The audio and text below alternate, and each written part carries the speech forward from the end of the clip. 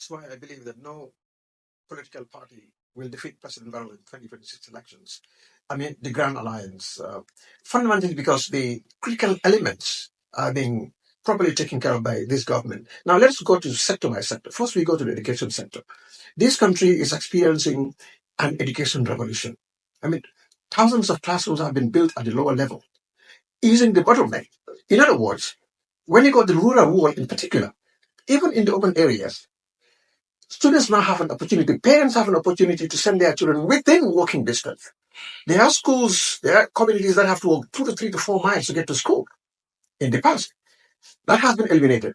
Every Gambian child has an opportunity to go to a school in your own neighborhood.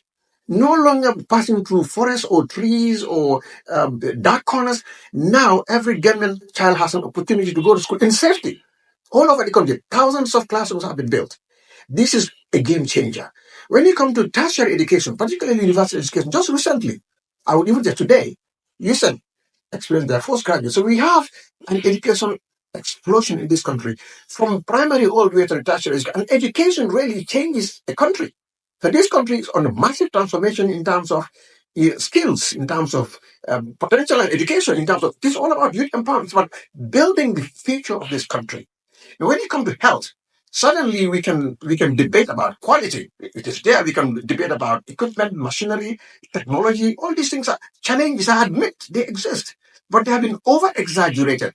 We are seeing all over the country construction of healthcare facilities or renovation of new ones. Suddenly there are still challenges. That is not to say there are no challenges. Every nation is facing challenge. And these are challenges also mostly inherited. They are legacy challenges. But government is working on them. It is not that nothing is being done. Something is being drastically done every day to improve quality. When you talk about energy, we are going to achieve 90% energy penetration in this country. That is a revolution. It's unprecedented, in the history of the Gambia and in the developing world. So by the end of 2025, 90% of the Gambia will be fully electrified. Energy is a game changer. It is a critical enabler for development and for economic transformation. So we are in the verge of